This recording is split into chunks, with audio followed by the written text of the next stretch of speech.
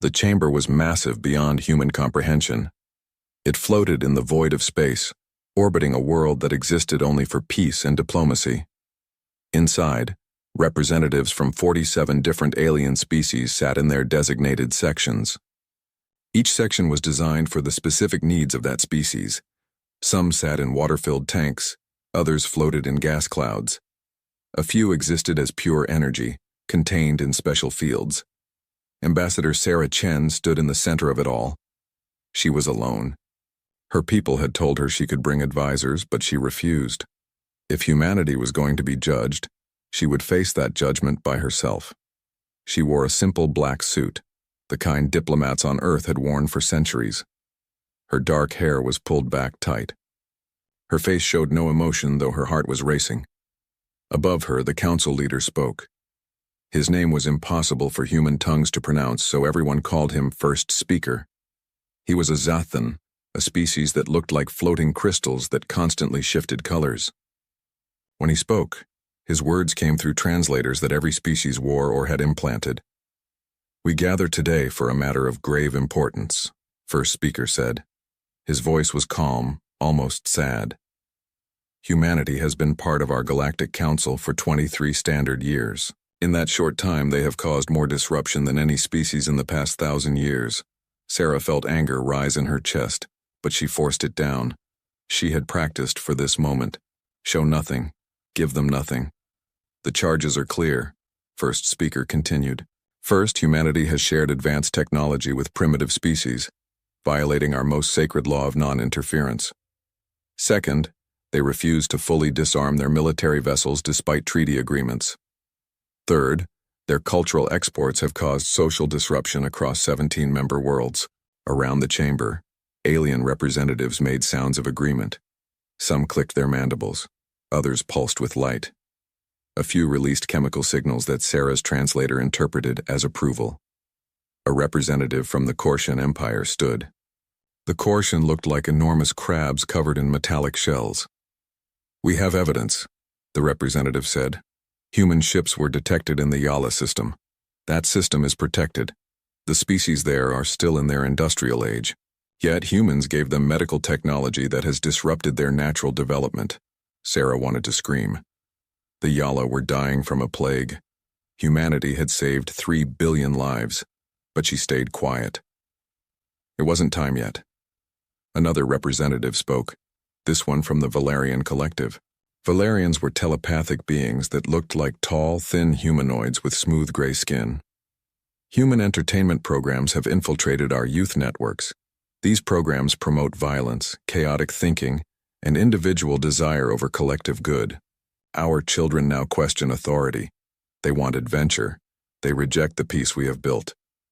More sounds of agreement echoed through the chamber. A third voice joined in. This one belonged to a Matherian, a species of energy beings who rarely spoke in council. "Humans are dangerous because they cannot be predicted.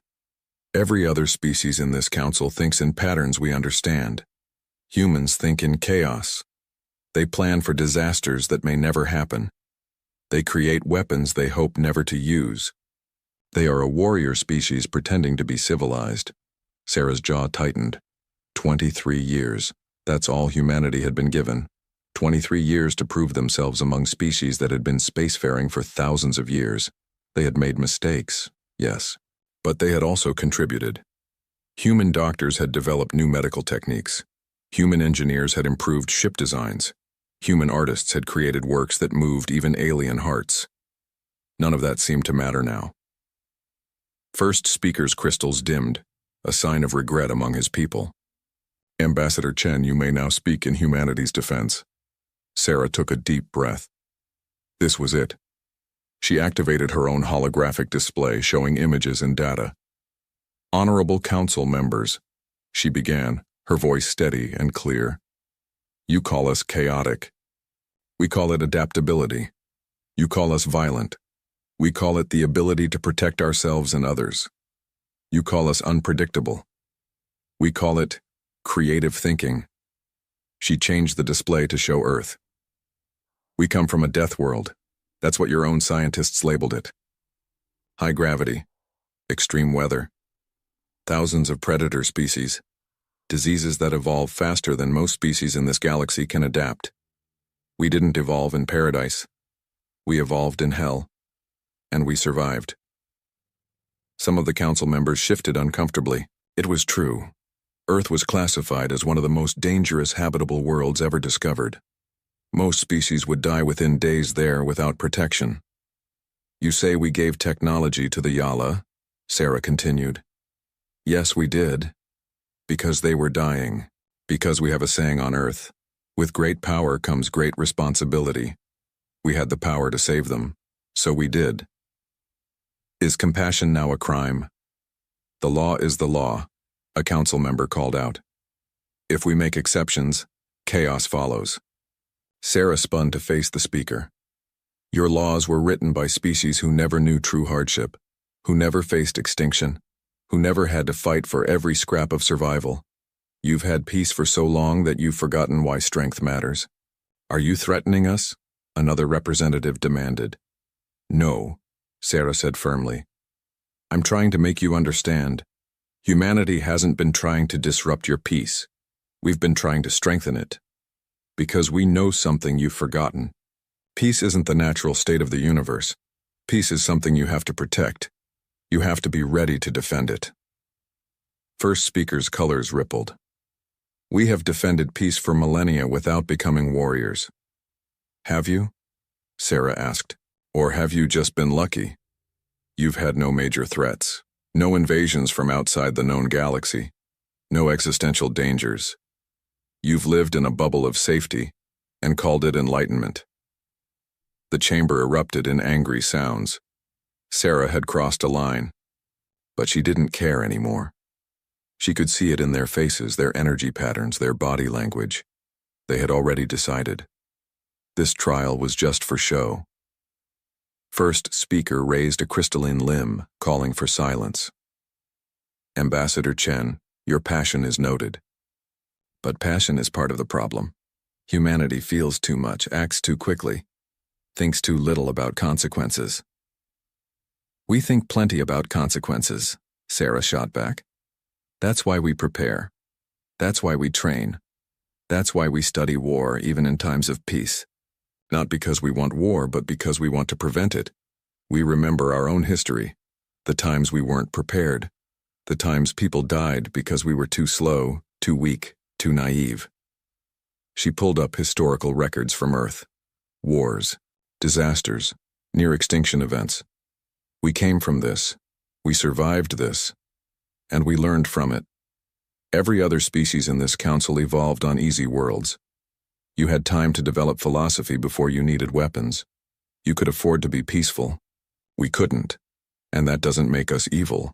It makes us realistic. The Valerian representative spoke again, her telepathic voice calm. That is precisely why you must leave.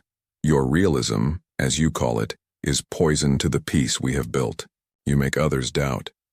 You make them fear. You remind them that the universe can be cruel. We don't need that reminder. Sarah felt her last hope dying. So you'd rather live in a comfortable lie than face an uncomfortable truth? We would rather live in peace, first speaker said. The vote will now commence. All those in favor of expelling humanity from the Galactic Council and restricting them to their home system, signify now. Around the chamber, lights began to glow. Each species had their own way of voting. The Zothan glowed blue. The Kortian raised their claws. The Valerians released pulses of telepathic agreement. Sarah watched as the votes came in. 39 glowing lights. 39 species saying humanity didn't belong. Only 8 lights remained dark. 8 species who voted against the expulsion. Sarah noted them. She would remember those 8. They were the only ones who gave humanity a chance. The vote is decided, first speaker announced. Humanity is hereby expelled from the Galactic Council.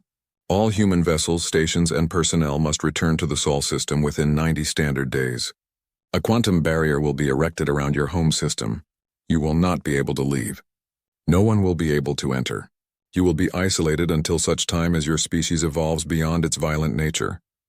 Sarah felt numb. She had expected this, but hearing it made it real. How long? She asked quietly. That is up to you, first speaker said. When your species has learned true peace, when you have abandoned your weapons and your warrior ways, you may petition for readmission. We estimate it will take at least 500 years, perhaps 1,500 years. Entire generations would live and die in isolation. Humanity would be cut off from the greater galaxy, from all the wonders and knowledge out there. They would be prisoners in their own solar system. Sarah stood tall. She wouldn't give them the satisfaction of seeing her break. We'll return, she said, her voice cold and hard. Maybe not in 500 years. Maybe not in 1,000. But we'll be back. And when we return, you'll see what humanity really is. Threats will not help your case, a council member said. That's not a threat, Sarah replied. It's a promise.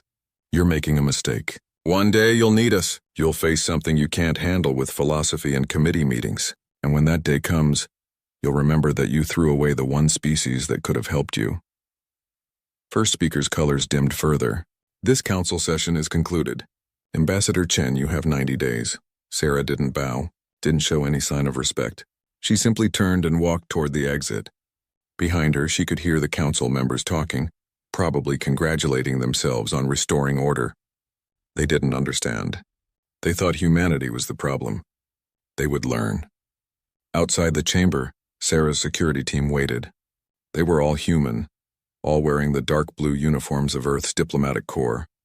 One of them, a young man named Marcus, stepped forward. Ma'am, what happened? Sarah kept walking. We're going home, Marcus, all of us. Every human in galactic space. We have 90 days to evacuate everything. They actually did it, another guard asked, a woman named Yuki. They actually kicked us out? 39-8, Sarah confirmed. Start spreading the word. Contact every human ship, every colony, every outpost. We're leaving. As they walked to their ship, Sarah looked back at the massive council chamber one last time. It hung there in space, beautiful and serene, a symbol of galactic unity and peace. She felt a mix of anger and sadness. Humanity had tried so hard to fit in. But maybe that was the problem. Maybe they were never meant to fit in. The journey back to Earth took 3 weeks. During that time, Sarah wrote her final report. She detailed everything that had happened, everything that had been said. She made recommendations for what humanity should do next. At the top of the list, survive, adapt, grow stronger.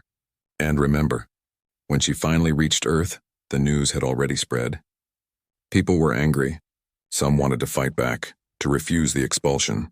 But the government had already decided they would comply. They would leave peacefully, not because they were afraid, but because fighting now would only prove the council right. The evacuation was the largest operation in human history. Thousands of ships moved through space, carrying people and equipment back to Sol. Human colonies outside the solar system were abandoned. Advanced research stations were dismantled. Trade agreements were dissolved. Within 87 days, every human was back in the Sol system. On day 90, the barrier went up. Sarah watched from a station orbiting Mars as the quantum field spread across the edge of their solar system. It looked like a soap bubble, thin and shimmering, but it was stronger than any physical wall. Nothing could pass through it. Not ships, not signals, not even light beyond a certain frequency. Humanity was alone. Sarah thought about her final words to the council. She had promised they would return. As she watched the barrier complete its formation, sealing them in, she made that promise again. To herself, to her species, to every human who would come after. They would survive. They would adapt. They would grow. And one day, when the galaxy least expected it, humanity would return, not as supplicants begging for acceptance, but as something more, something stronger. The council thought 500 years would change humanity. They were right. But not in the way they imagined. The galaxy celebrated for exactly 1 month after humanity's expulsion. There were parties on diplomatic worlds. Council members gave speeches about a new era of peace and stability. Cultural programs were launched to promote true civilization and proper thinking. The message was clear. Order had been restored. But celebrations fade, and life goes on. 50 years after the expulsion, the first cracks began to show. Not in the barrier around Sol, which remained perfect and impenetrable. The cracks appeared in galactic society itself.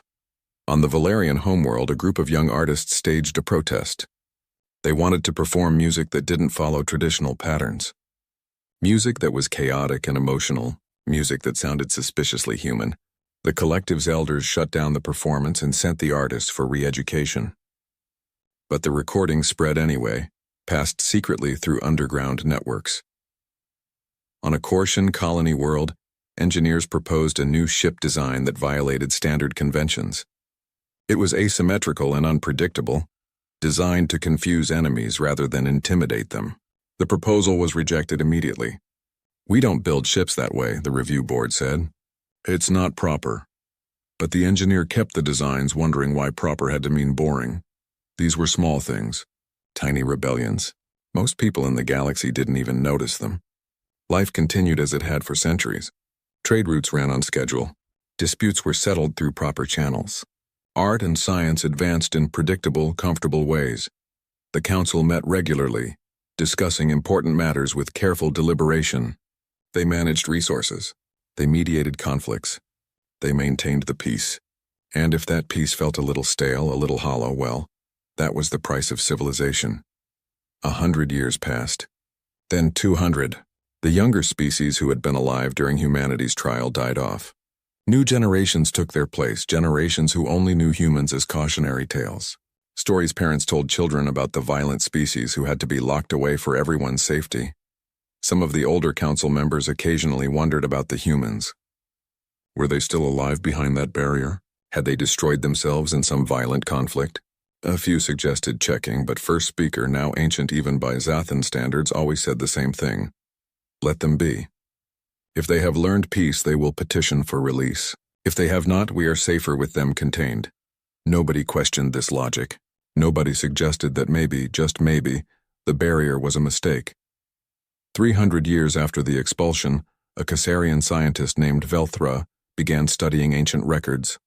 She was young, barely 50 years old, born long after humans had vanished from galactic society. Her research focused on military history, a field considered quaint and outdated. After all, the galaxy hadn't seen a real war in over 1,000 years. Velthra found something interesting in the archives. Reports from the brief time humans had been part of the council. She read about their tactical simulations, their war games, their obsessive study of conflict. She found human entertainment programs that the Valerians had banned. Stories about soldiers and battles and survival against impossible odds. They were so strange, she told her mentor, an elderly Khazarian named Talmar. They thought about violence constantly, but they weren't violent. They prepared for wars they didn't want to fight. They honored warriors but mourned every death. I don't understand them. Tolmar, who had been alive during the human era, chittered softly. No one understood them. That was the problem. They didn't fit our patterns. They scared us, so we removed them. Was that the right choice? Velthra asked. Tolmar didn't answer. He just looked toward the star charts, toward the region where Sul existed behind its barrier, and said nothing. 400 years passed. The galaxy settled into comfortable routines. Innovation slowed to a crawl. Why invent new things when the old ways worked perfectly well? Why take risks when safety was guaranteed? Why question anything when everything ran smoothly? A few voices called for change. They were ignored or silenced. The council had perfected peace, and perfection needed no improvement. But behind the barrier, in the prison of Sol, a very different story was unfolding. The first 50 years were the hardest. Humanity had been cut off from alien technology, alien resources, alien knowledge. They had only what they could build themselves. Some people panicked. Some fell into despair. Riots broke out on Earth and Mars. People demanded that their government do something, break through the barrier, force the council to take them back. But slowly, humanity adapted. They always did. Scientists and engineers worked day and night, reverse engineering the alien technology they had acquired before the expulsion. They couldn't replicate everything, but they learned principles. They found new approaches. Human creativity, unconstrained by alien rules and expectations, began to flourish. We don't have to do it their way, a young physicist named Dr. Sarah Okonkwo declared at a conference on Luna. The council species all use quantum drives for FTL travel. But that's not the only way. Einstein said space and time are connected. What if we don't move through space? What if we fold it? Other scientists called her crazy. The mathematics didn't work. The energy requirements were impossible. But Okonkwo kept trying, and eventually she found a solution. It required massive computational power and an understanding of dimensional physics that no alien species had achieved. But humans, with their chaos and creativity, made it work. 100 years after the expulsion, the first human ship folded space. It didn't travel faster than light. It made light irrelevant. The ship went from Mars to Jupiter in minutes, not hours. The technology was crude and dangerous, but it was theirs. Meanwhile, humanity faced other challenges. Resources were limited. The Sol system was rich but finite. Conflicts arose over mining rights, living space, and ideology. Wars broke out, small ones at first, then larger. The asteroid belt became a battlefield. Earth and Mars almost destroyed each other over water rights.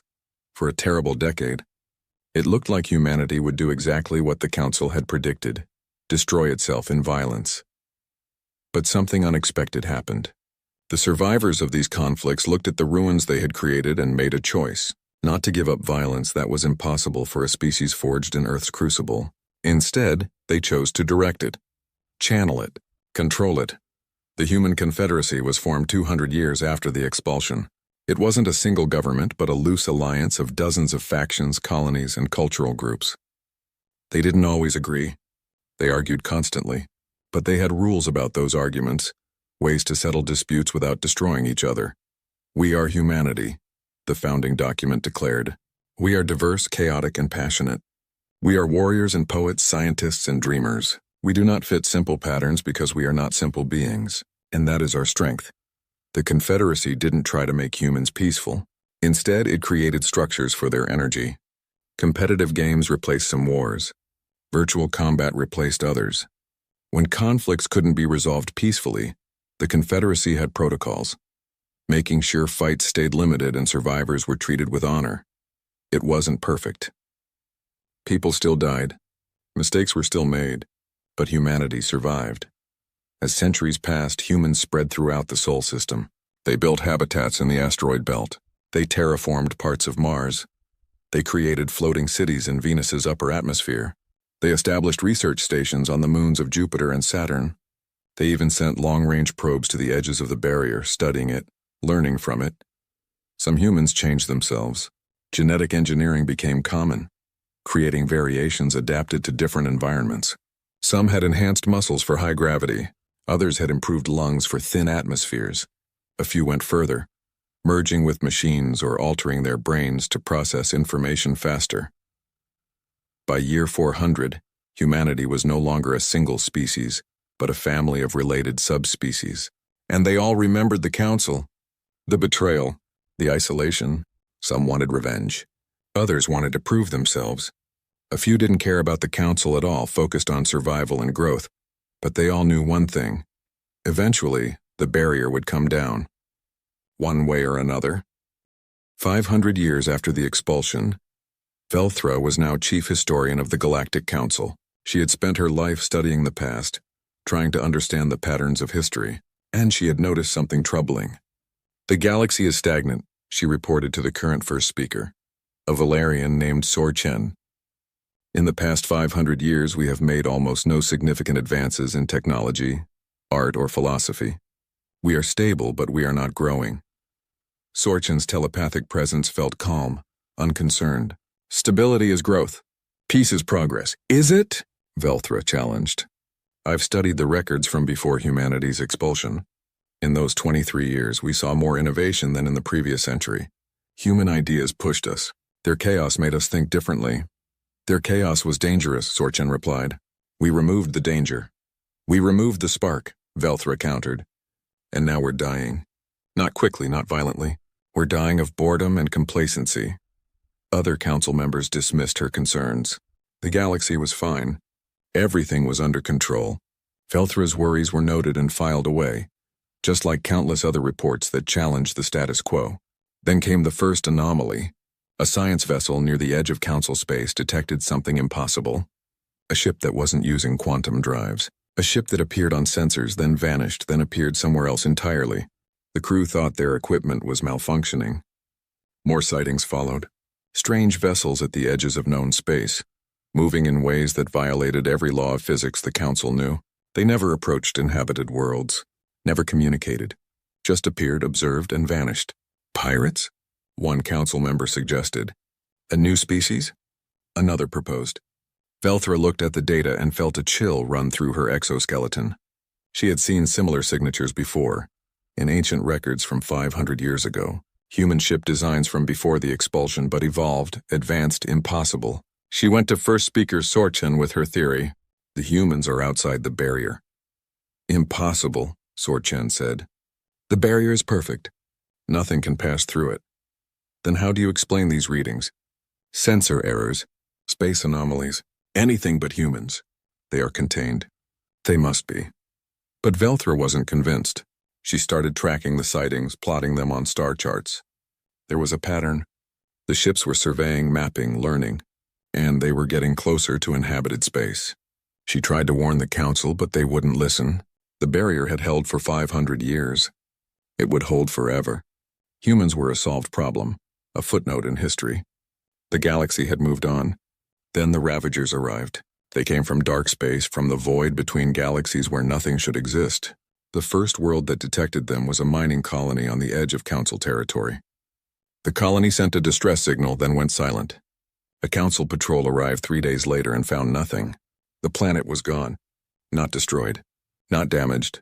Gone, consumed down to the core, leaving only debris and dust. More colonies vanished. More worlds disappeared. The Council scrambled to respond, sending fleets to investigate. They found the enemy. Massive organic ships, millions of them moving like a swarm. They didn't communicate. Didn't negotiate. Just consumed everything in their path. The Council fleets engaged the Ravagers in battle. It went poorly. The alien swarm adapted to every weapon, every tactic. Ships that should have destroyed them barely slowed them down. Strategies that had worked in simulations failed in practice. The Ravagers kept coming. Panic spread through the galaxy. Refugees fled core ward, abandoning their homes. The Council declared a state of emergency. They mobilized every ship, every resource, and still the Ravagers advanced. In her office, Velthra watched the casualty reports pile up. Billions dead, dozens of worlds lost. The Council's carefully maintained peace was burning, and no one knew how to stop it. She pulled up old records again. Human military theory, human tactical doctrine, human entertainment programs about impossible wars and unlikely victories. She read one quote from a human general, from Earth's own violent history. No battle plan survives contact with the enemy. The Council had battle plans. Perfect plans. Plans created through careful analysis and committee decisions. And every single one was failing because the Ravagers didn't follow the rules. But humans had never followed the rules either. Velthra made a decision that would change everything. She went to the Council with a proposal so radical, so desperate, that she knew it would be rejected. Unless things got worse. Things got worse. Another 20 worlds fell. The Ravagers' advance accelerated. They were learning, evolving, becoming more efficient. At the current rate, they would reach the core systems within a standard year. After that, the galaxy would fall. Finally, with no other options left, the Council voted. The decision was close, much closer than it had been 500 years before. But it passed. They would ask the humans for help. The war room deep inside the Council station was filled with holographic displays showing the advance of the Ravagers. Red markers indicated lost worlds. Yellow showed worlds under attack. Blue represented the remaining Council fleets. The blue markers were disappearing faster than new ones could be deployed. Admiral Crusade of the Korshan Imperial Fleet stared at the displays with growing despair. He had commanded fleets for 200 years, fought in border skirmishes and pirate raids. He had studied every military conflict in recorded galactic history. None of it prepared him for this. They adapt too quickly, he told the assembled commanders. We hit them with plasma weapons. They develop resistance within hours. We try kinetic strikes. They disperse and reform. We attempt flanking maneuvers. They predict and counter. It's like fighting an opponent who learns from every mistake instantly. A Valerian tactical officer pulsed agreement through the telepathic network. Our simulations show that at their current rate of adaptation, no conventional weapon will remain effective within 3 months. They are becoming immune to everything we have. What about unconventional weapons? Someone asked. Crescitar's mandibles clicked in frustration. We don't have unconventional weapons. We have protocols, standards, approved methods of engagement. Everything we do follows doctrine established over millennia. Then perhaps it's time to abandon doctrine, Velthra said from the back of the room. All eyes turned to her. She was just a historian, not a military officer. She had no business being in the war room at all except that her research had become suddenly relevant. Abandon doctrine? Kreshtar repeated, his voice incredulous. Young one, doctrine exists because it works. It has been refined over thousands of years of experience. Experience fighting pirates and border disputes, Velthra countered. When was the last time the Council faced an existential threat?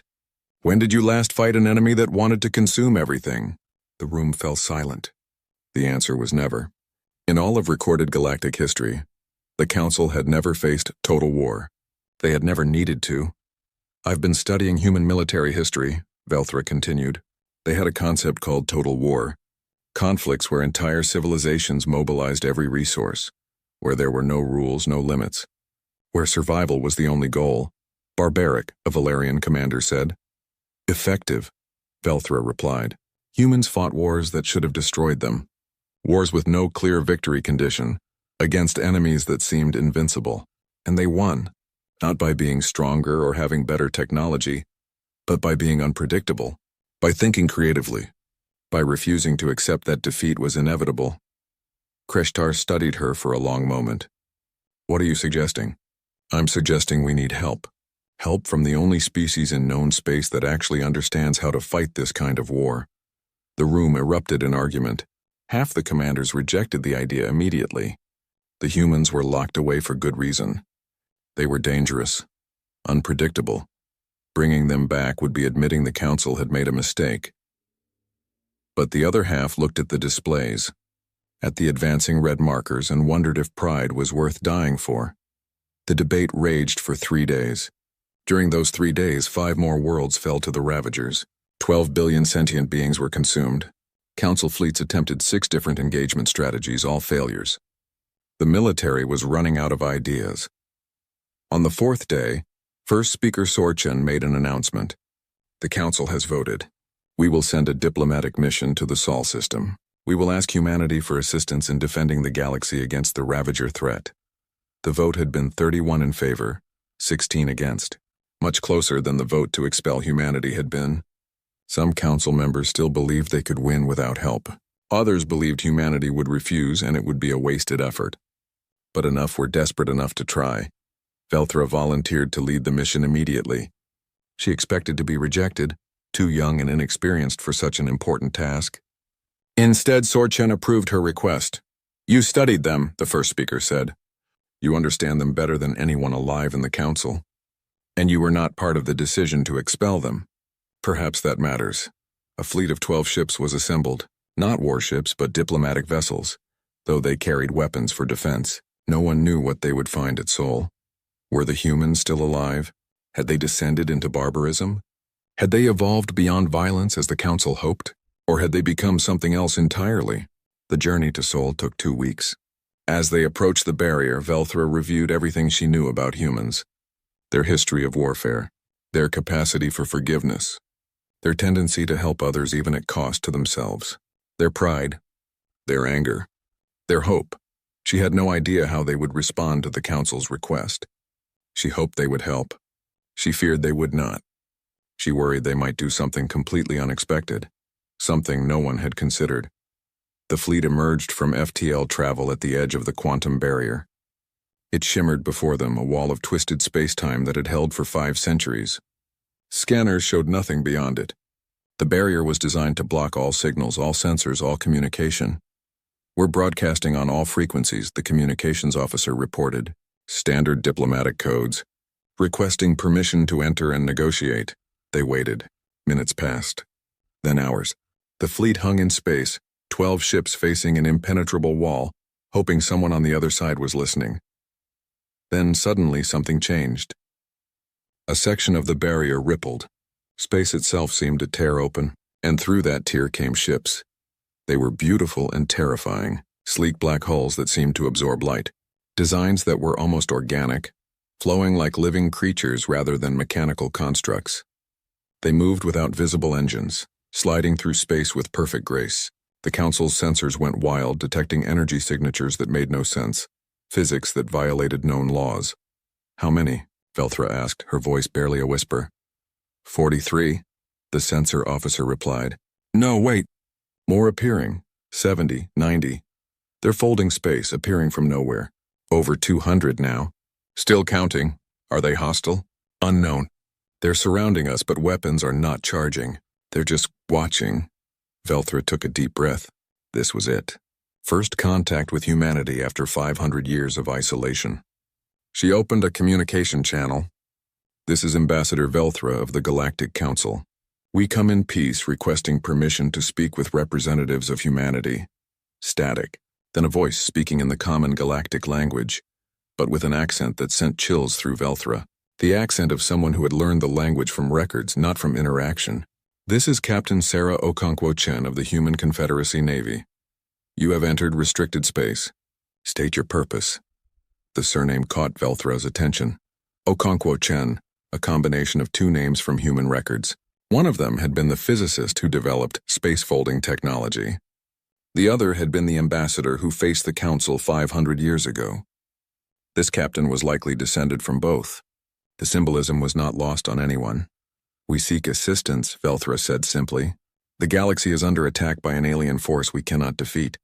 We are requesting aid in defense of all sentient life. A long pause. Then, why should we help you? It was the question Velthra had been dreading. Because billions are dying. Because they are innocent of the crimes committed against your people. Because helping others is the right thing to do regardless of past grievances. Another pause. Velthra could imagine the humans on the other side debating, arguing, discussing. Were they still the same species the council had expelled? Or had isolation changed them into something new? You will follow our ships, Captain Okonkwo Chen finally said. Do not deviate from the designated course. Do not activate weapons. Do not scan our vessels or installations. We will take you to Mars, where the Confederacy Council will decide whether to hear your petition. Agreed, Velthra said quickly. The human ships moved with precision, forming an escort around the Council fleet. Then space folded and they were moving, not through FTL in the traditional sense. One moment they were at the barrier's edge. The next Mars was visible ahead, massive and alive. Velthra stared in shock. She had seen records of Mars before humanity's expulsion. A cold, dusty world with a few small colonies. This was nothing like that. The entire planet seemed to glow with city lights. Orbital rings circled it like jewelry. Hundreds of ships moved in organized patterns. This wasn't a colony. This was a civilization. 500 years, she whispered. What did you become? Their ships were directed to dock at a massive station orbiting Mars. As Velthra and her delegation disembarked, they found themselves in a corridor that was clearly designed to impress or intimidate. The walls displayed holographic images, human achievements over the past 5 centuries, megastructures in the asteroid belt, terraformed moons, technological breakthroughs, and military victories against themselves. Humans fighting humans in conflicts that made the Council's recent battles look like training exercises. A reception committee waited for them. 20 humans representing different factions of the Confederacy. They were diverse in ways the Council members found unsettling. Some looked baseline human. Others had obvious enhancements. Metallic implants, glowing eyes, skin that shimmered with nanite colonies. One appeared to be more machine than organic. Another seemed to phase slightly, as if not entirely in this dimension. The leader stepped forward. She was an older woman, her hair white but her posture military straight. Her eyes were enhanced, glowing faintly blue. When she spoke, her voice carried authority earned through experience, not protocol. I am High Coordinator Marcus. Welcome to the Confederacy. You have asked for our help. Before we discuss that, you need to understand what you're asking for. She gestured and the holographic displays changed. Now they showed battles. Human ships fighting unknown enemies in simulated combat. Tactics that were aggressive, creative, and often seemingly suicidal. Flanking maneuvers that required perfect timing, kamikaze runs that sacrificed ships to create openings, psychological warfare that targeted enemy morale. We are not the species you expelled, Marcus continued. 500 years of isolation changed us. We had to fight for every resource. We had to innovate or die. We became harder, more efficient, more dangerous. If we help you, we will do things your way. We will use methods you find disturbing.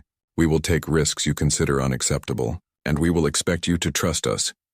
Velthra met the woman's enhanced gaze. Show us the Ravagers. Show us what we're fighting. The displays changed again. Velthra provided data from Council encounters with the swarm. Composition, tactics, adaptive capabilities. The humans studied everything in silence. Finally, one of them spoke. A younger man with cybernetic enhancements covering half his face. They're not a hive mind. Look at the pattern distribution. They're networked, but with distributed intelligence.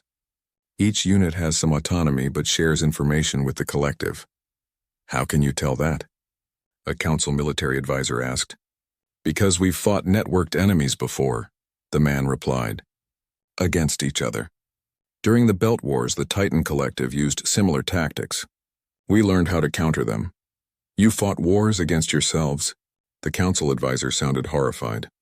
Of course, Marcus said simply. We're human, we fight, but we learn from it. Every conflict makes us better at the next one. That's what you need. Not a species that fears violence, but a species that understands it. The humans debated among themselves, speaking in rapid-fire exchanges that the Council translators struggled to keep up with. They argued, disagreed, challenged each other's ideas. It was chaos, but it was productive chaos. Within an hour, they had identified potential weaknesses in the Ravager swarm that Council analysts had missed in months of study. They adapt quickly, but adaptation requires processing time, a tactical specialist explained. If you hit them with multiple different attack types simultaneously, they can't adjust fast enough. The problem is your fleets don't train for that kind of coordinated assault. We can learn, Crescitar said. He had accompanied the delegation as military liaison. Not fast enough, Marcus replied bluntly. Your crews are trained for precision and protocol. Ours are trained for chaos and improvisation. You need us, so you'll help? Velthra asked, hope rising in her chest. Marcus looked at her delegation. That depends. What are you offering?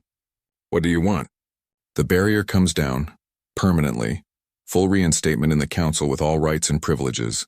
Reparations for 500 years of forced isolation, and a formal apology, delivered by First Speaker Sorchen personally. The demands hung in the air. The Council advisors looked uncomfortable. It was too much, too humiliating. But Velthra thought about the billions already dead. The world's already lost. The red markers advancing on the strategic displays. I can't promise all of that, she said. But I can promise to advocate for it. Marcus smiled, but it wasn't a friendly expression. Then advocate hard, Ambassador. Because every day you delay, more people die. And every death makes us less inclined to risk our lives for yours. She was right, and Velthra knew it. The humans held all the leverage. They could sit behind their barrier and watch the galaxy burn. The Council needed them far more than they needed the Council. Give us time, Velthra said. Come with us. Meet the Council. Let them see what you've become. Let them understand what you can do. The humans conferred again. Finally, Marcus nodded. We'll send a battle group. 50 ships, enough to make a difference in a single engagement. Not enough to win the war alone. Consider it a demonstration. If the Council wants our full support, they'll meet our terms. If not, we return home and seal the barrier behind us. It wasn't everything Velthra hoped for, but it was more than she feared. Thank you, she said sincerely. Marcus's expression softened slightly. Don't thank us yet, Ambassador. You're about to see what happens when you let humans off the leash. It won't be pretty, but it will be effective. The journey back to Council space was tense. Velthra's diplomatic fleet traveled alongside 50 human warships, and the contrast was stark. The Council vessels were elegant, designed as much for appearance as function. The human ships were pure predators, sleek black, and covered in weapon ports that could deploy in seconds. Captain Okonkwo Chen commanded the human fleet from her flagship, a vessel she called the Vindication. Velthra thought the name was appropriate. The humans had spent 500 years waiting for this moment, proving they were more than the Council believed them to be. During the trip, Velthra spent time learning about modern humanity. She toured the Vindication, meeting crew members who represented the diverse factions of the Confederacy. Some were baseline humans, unchanged from their ancestors. Others had chosen enhancements, stronger muscles, better reflexes, enhanced cognition. A few had gone further, becoming something between human and machine or human and something else entirely. Why do you allow such diversity? Velthra asked Captain Okonkwo-chen as they stood on the observation deck. Doesn't it create conflict? The captain smiled. Constantly. We argue about everything. Ethics of enhancement, resource allocation, cultural differences. Sometimes those arguments turn violent. That's terrible. That's human, Okonkwo-chen corrected. We're not a hive mind. We don't think the same way or want the same things, but we've learned to channel that conflict productively. Our diversity makes us stronger, because every problem can be approached from multiple angles. The Council believes uniformity creates strength. The Council is dying because of that belief, the captain said bluntly. Your species have been following the same patterns for millennia. When something new appears, something that doesn't fit your patterns, you have no idea how to respond. You're like an organism that never developed an immune system because you lived in a sterile environment. Velthra wanted to argue, but she couldn't. The captain was right. The Ravagers had exposed every weakness in Council doctrine, every gap in their thinking. They had been so focused on maintaining peace that they forgot how to fight for it. Will you teach us? Velthra asked quietly. Okonkwo-chen looked at her with those enhanced eyes that saw more than natural vision allowed. Maybe, if you're willing to learn. But learning from us means accepting that your way isn't the only way. It means admitting the Council made mistakes. Can your people do that? I don't know, Velthra admitted. But I hope so. When the combined fleet arrived at the Council station, they found it surrounded by defensive installations and military vessels. The Council was taking no chances. They didn't know if the humans were coming as saviors or conquerors. First Speaker Sorchen met them in the Council chamber, the same massive room where humanity had been judged 500 years before. But this time the humans weren't petitioners. They were equals. Or perhaps more than equals. High Coordinator Marcus led the human delegation. She walked with confidence, flanked by representatives from different Confederacy factions. Behind them came military advisors, technical specialists, and historians who had studied every aspect of the Ravager threat. First Speaker, Marcus said, her voice echoing through the chamber. We meet under unfortunate circumstances. Sorchen's telepathic presence felt strained, uncomfortable. High Coordinator, the Council is grateful that humanity has answered our call for aid. We haven't answered yet, Marcus corrected. We've come to listen. Whether we help depends on what we hear. The Council members shifted uneasily. They weren't used to being spoken to this way. For millennia, they had been the ultimate authority in known space. Now they were supplicants. What do you want to know? Sorchen asked. Everything. Show us the full scope of the war. Don't hide anything. Don't make yourselves look better than you are. We need truth, not politics. For the next 6 hours, Council military advisors presented data. Casualty reports, lost worlds, failed strategies, fleet deployments, economic impacts. The sheer scale of the disaster was staggering. Over 50 worlds consumed, 30 billion sentients dead, hundreds of fleets destroyed or scattered, and the Ravagers were still advancing. The human delegation listened in silence, their enhanced minds processing information faster than normal beings could. They took notes, asked technical questions, and occasionally conferred among themselves in rapid speech. Finally, Marcus stood. We can help you, but you need to understand the cost. Name your price, Sorchen said. Not that kind of cost. I mean the cost of what you're asking us to do. War isn't clean. It isn't pretty.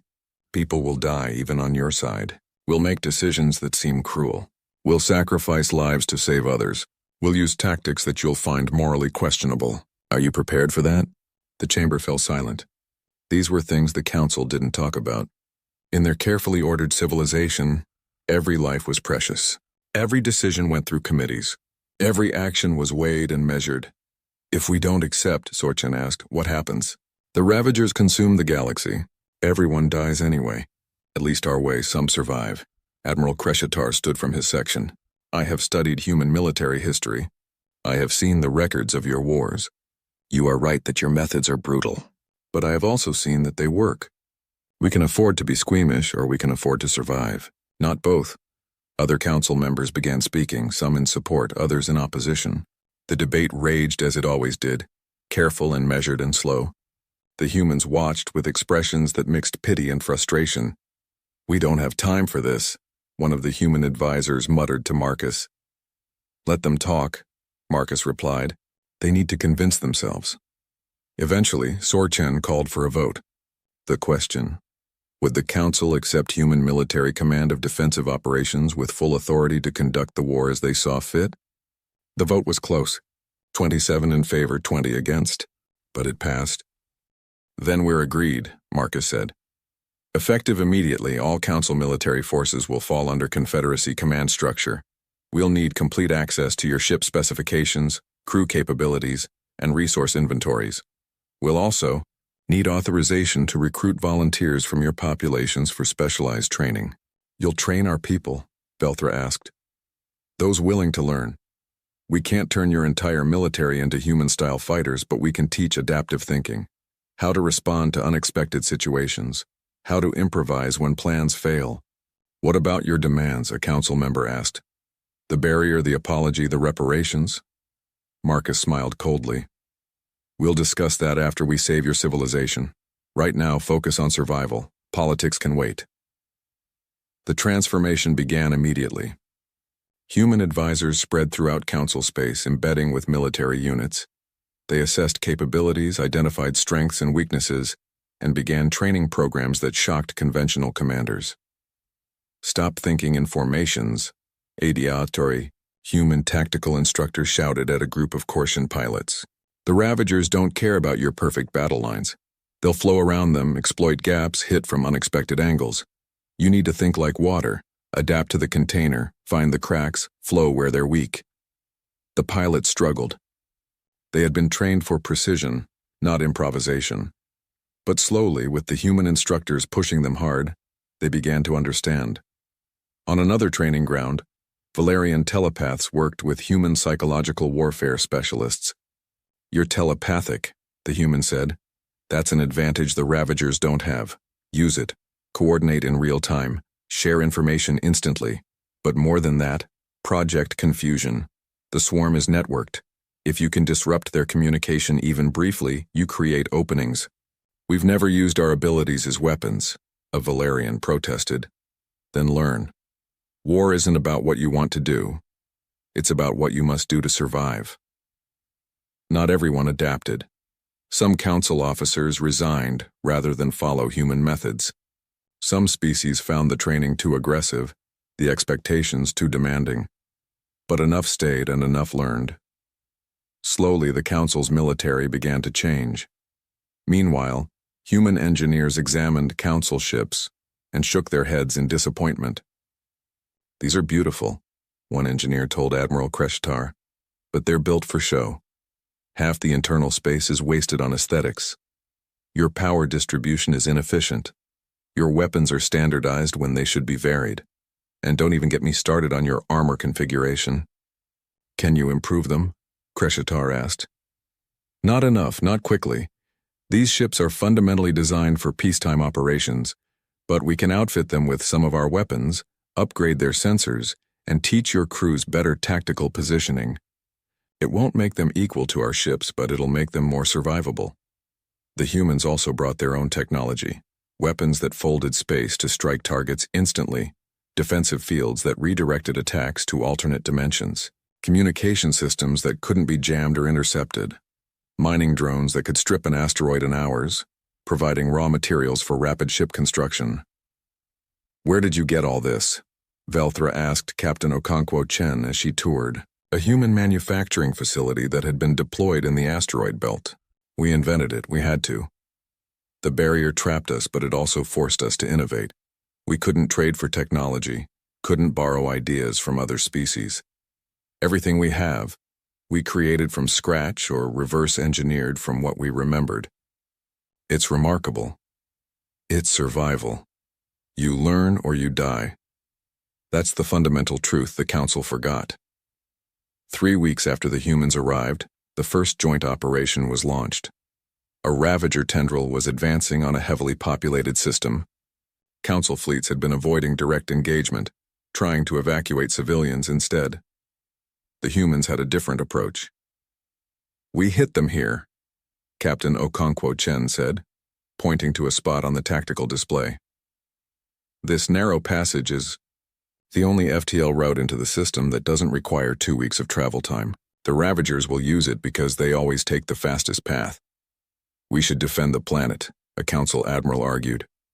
We should kill the threat before it reaches the planet, Okonkwo Chen countered. Defense is reactive. We need to be proactive. We lay a trap, lure them in, and hit them with everything we have.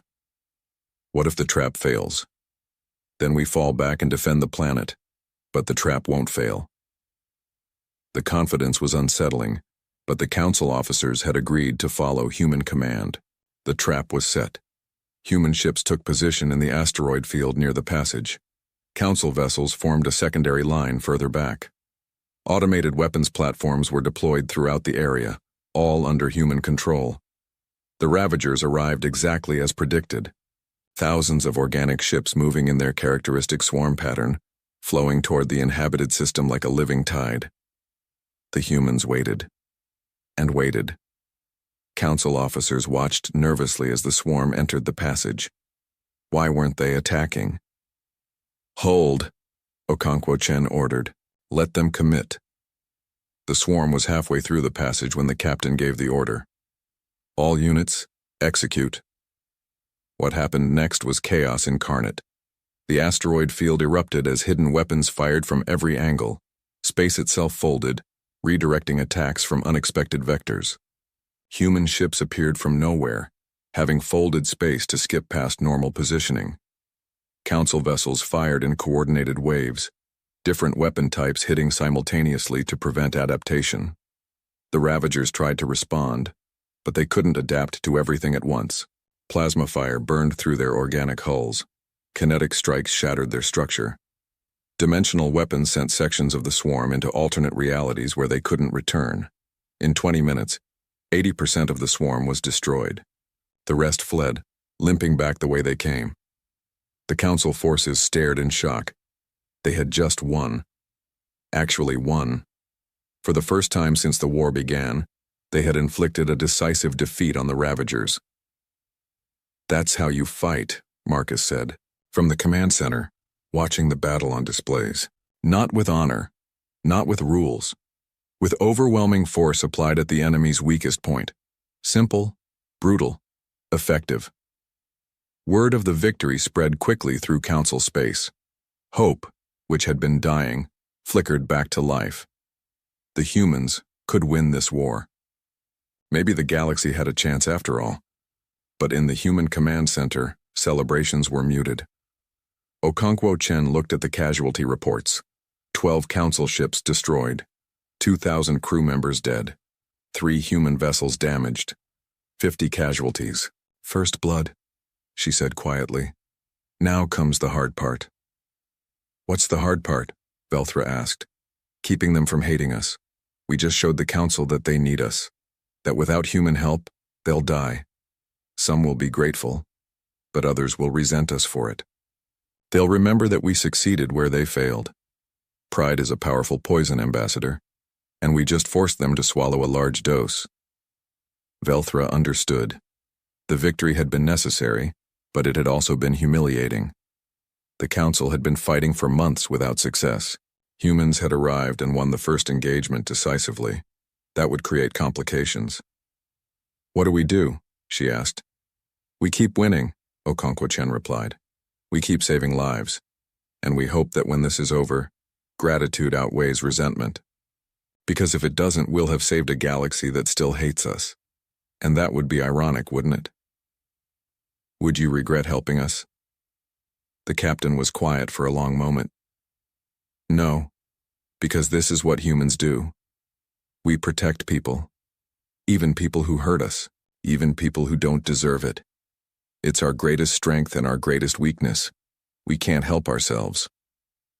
Velthra felt a wave of emotion she couldn't quite name.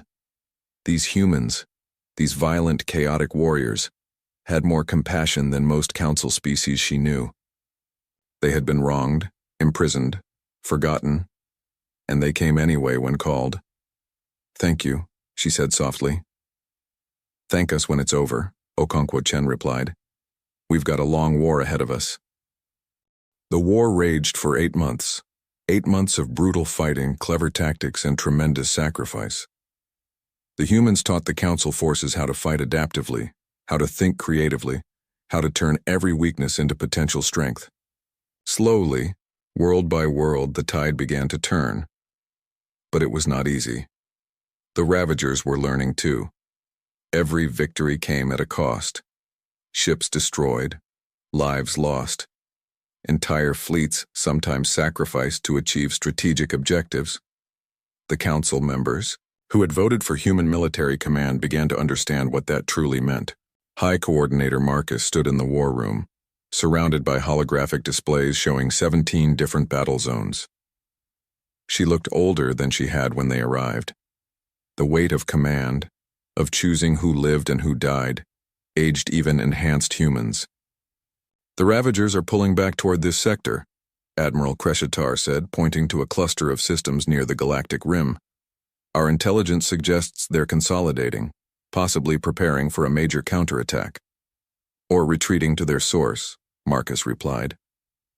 "We've been pushing them back but haven't found their origin point. They have to come from somewhere." A human tactical officer brought up new data. "We've been tracking debris from destroyed Ravager ships. The organic material shows increasing genetic degradation the further core-ward we find it. That suggests they traveled a long distance before reaching Council space. Their origin is likely in the dark space between galaxies." "Can we track them there?" Velthra asked. She had become an unofficial liaison between humans and the Council, spending most of her time with the Confederacy forces. "We can try," Captain Okonkwo Chen said. She had been promoted to Fleet Admiral after the Battle of Cassarian Prime, where her tactics had saved 12 billion lives. "But following them into dark space is risky. We'd be on their territory, facing unknown numbers, with no reinforcements. Then we need to force a decisive engagement before they fully retreat," Marcus decided. "Something large enough to break their offensive capability permanently." Over the next week, human strategists developed a plan that made even the most aggressive Council commanders nervous. They would identify the main Ravager fleet, the central node that coordinated all the smaller swarms. Then they would attack it with overwhelming force, risking everything on a single battle. "This is insane," a Valerian military advisor protested during the strategy briefing. "You're proposing to commit 70% of our combined fleets to one engagement. If we lose everything." "If we don't do this, we die slowly instead of quickly," Marcus replied. "The Ravagers are adapting to our tactics. Every day they get better at countering us. We have a window of advantage, maybe a few weeks. After that, we're back to losing." "How can you be certain the main fleet is where you think it is?" A human intelligence officer, her body covered in cybernetic implants that connected her directly to sensor networks, spoke up. "We've been tracking communication patterns in the swarm for months. There's a central nexus, a location where all data flows converge. That's where their command structure exists. Kill that, and the rest of the swarm loses coordination." "You're gambling the fate of the galaxy on a theory," Sorchin said. "We're gambling the fate of the galaxy on human expertise," Marcus corrected. "This is what we do. This is what you asked for when you came to Sol. Trust us or don't, but decide now. We don't have time for committee meetings." The Council voted. This time the margin was wider. Desperation had overcome caution. The attack was approved. The largest fleet in galactic history assembled at the staging point. Over 3,000 ships, human vessels with their reality-bending weapons, Council, warships upgraded with human technology, support craft carrying medical supplies and repair drones, and suicide ships piloted by volunteers who knew they wouldn't return. Admiral Okonkwo Chen commanded the fleet from her flagship. Beside her, Admiral Crusade led the Council forces. Two very different species, two very different philosophies, united by necessity. "Strange, isn't it?" Crusade said, as they watched the fleet complete its formation. 500 years ago, my ancestors voted to exile yours. Now we fight side by side." "History is full of ironies," Okonkwo Chen replied. "The enemy of my enemy becomes my friend. Until the war ends and we remember why we were enemies." "Do you think that will happen? When this is over, will humans and the Council become enemies again?" "I hope not. But humans have a saying. Hope for the best, prepare for the worst. We'll fight this war with you, but we haven't forgotten. We won't forget. The fleet jumped to FTL, a coordinated movement that would have been impossible for the Council military before human training. They emerged at the target location, a region of space where sensors detected massive gravitational anomalies and organic matter concentrations that defied measurement. The Ravagers were waiting. The swarm was enormous, larger than anything they had encountered before. Millions of organic ships, some as small as fighters, others the size of moons. They moved with coordinated precision, forming patterns that seemed almost beautiful if you ignored that they were instruments of extinction. Contact in 30 seconds, the tactical officer announced. All ships report ready. Okonkwo Chen took a deep breath. This was it. Everything came down to this moment. All fleet, this is Admiral Okonkwo Chen. Today we fight not for territory, not for resources, not for ideology. We fight for survival. For every species in this galaxy. For every child who deserves to grow up without fear. The enemy before us is relentless, but so are we. They adapt, but we improvise. They consume, but we create. Today, we show them that life is stronger than hunger. That intelligence is stronger than instinct, that together we are unstoppable. All ships engage. The battle began. What followed was chaos on a scale that defied description. 3,000 ships against millions of organic vessels. Space lit up with weapons fire, explosions, and the strange distortions caused by reality-bending technology. Ships folded space, appearing behind enemy lines. Suicide craft rammed into Ravager nodes, sacrificing themselves to create openings. Council vessels fired in waves, different weapon types cycling to prevent adaptation.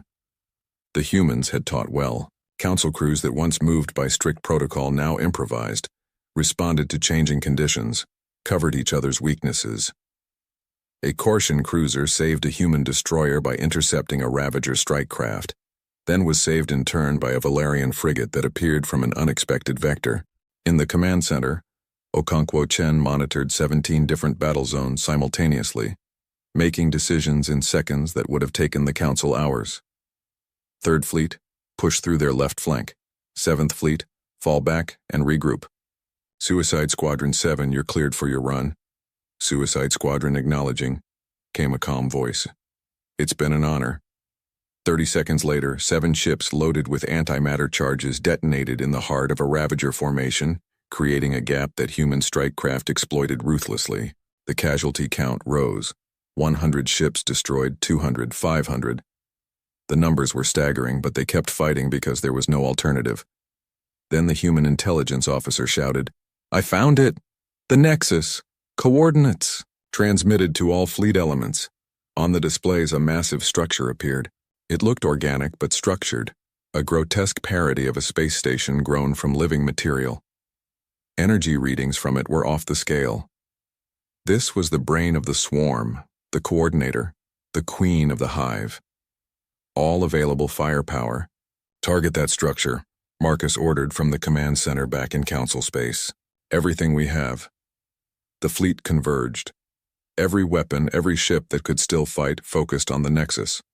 The Ravagers tried to defend it, forming a living wall of ships around their central mind. But the combined fleet pushed through, accepting horrific losses to get within range. Weapons range in 10 seconds, Okonkwo Chen said. All ships fire on my mark. The Ravagers threw everything at them. Ships exploded. Hulls were breached. Entire sections of the fleet disappeared in seconds. But enough survived. Mark.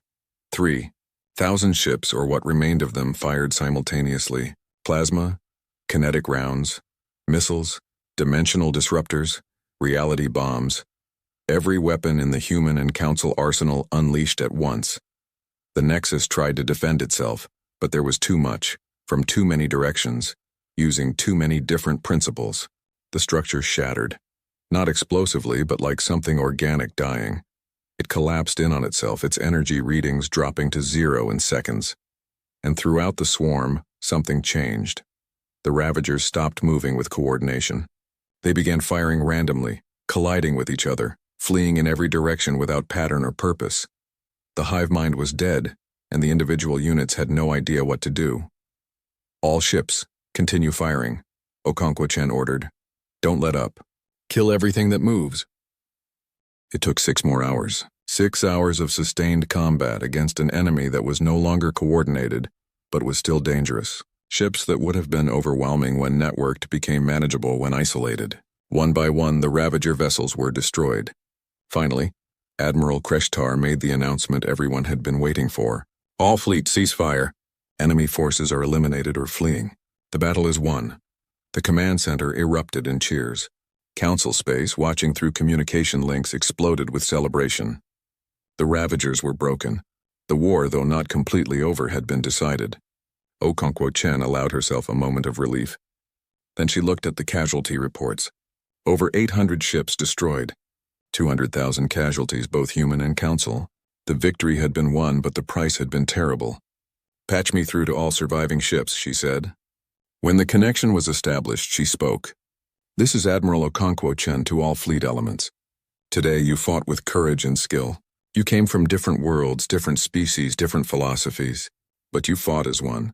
You proved that when we work together, when we combine our strengths and cover our weaknesses, nothing can stop us. Remember this moment. Remember what we achieved together. And honor those who gave everything so that others might live. The cleanup took weeks. Ships were repaired. Wounded were treated. The dead were honored according to their various customs.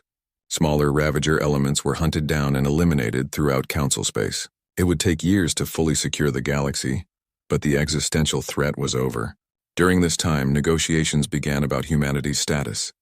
The debate was intense. Some council members wanted to simply thank the humans and send them back to Sol. Others argued for full reinstatement. A few suggested that humans should take a leadership role in the reformed galaxy. First speaker Sorchen, who had led the council throughout the crisis, made an announcement. I am resigning my position. The council needs new leadership. Leadership that understands the galaxy has changed. But before I go, there is something I must do. He traveled to Mars, to the same station where Velthra had first negotiated with humanity. High Coordinator Marcus met him in a simple conference room, not the grand chambers where such meetings usually occurred. First speaker, Marcus said. You asked for this meeting. I did. Sorchen's telepathic presence felt heavy with emotion. 500 years ago, I voted to expel humanity. I was younger then, certain that peace required conformity. I was wrong. We were all wrong. We punished you for being different, for refusing to fit our comfortable patterns. And when we faced a threat that our patterns couldn't handle, you saved us anyway. You're apologizing, Marcus said. I am, formally and officially. The Galactic Council was wrong to expel humanity. We let fear overcome wisdom. We valued order over justice. And we paid for that mistake with billions of lives that could have been saved if we had not been so arrogant. Marcus was quiet for a long moment. Thank you. That means more than you know. But an apology isn't enough, I know. That's why I'm here to negotiate the terms of humanity's return. Not as supplicants, but as equals. Perhaps as leaders. The galaxy needs human thinking, human adaptability, human courage. What are you offering? Full reinstatement with voting rights equal to any founding member. A permanent seat on the Security Council. Reparations to be determined by independent arbitration. Removal of the barrier, effective immediately. And a formal restructuring of council law to ensure no species is ever expelled for cultural differences again. That's more generous than I expected. It's less than you deserve. The galaxy owes humanity a debt we can never fully repay. We can only try to do better going forward. The negotiations took 3 months, not because the terms were disputed, but because every detail had to be perfect. The new treaty was called the Charter of Unity, and it fundamentally reformed how the Galactic Council operated. The ceremony was held in the rebuilt council chamber. Representatives from all member species attended, including 8 human delegations representing different Confederacy factions. The barrier around Sol had come down the day before, its quantum generators deactivated after 5 centuries of operation. Velthra, now appointed as council historian for life, read the preamble to the new charter. We, the sentient species of this galaxy, acknowledge that diversity is strength, that different perspectives are valuable, and that unity requires accepting differences rather than eliminating them. We pledge never again to exile a species for cultural reasons. We commit to protecting all life, not just life that thinks like us. We embrace the chaos of creativity, the unpredictability of innovation, and the strength that comes from working together despite our differences. The new first speaker, a young Caesarian chosen specifically because she had not been part of the old power structure, spoke next. The age of comfortable conformity is over. The age of active cooperation begins. We face the galaxy not as identical copies of a perfect template, but as allies with different strengths, covering each other's weaknesses. And we face it together. After the ceremony, Velthra found Admiral Okonkwo Chen standing on an observation deck, looking out at the stars. The admiral was in civilian clothes now, having retired from active service after the war. "Beautiful, isn't it?" Velthra said, joining her. "All those stars, all those worlds. All saved because you came when called." "We almost didn't," Okonkwo Chen admitted. "The vote in the Confederacy was close.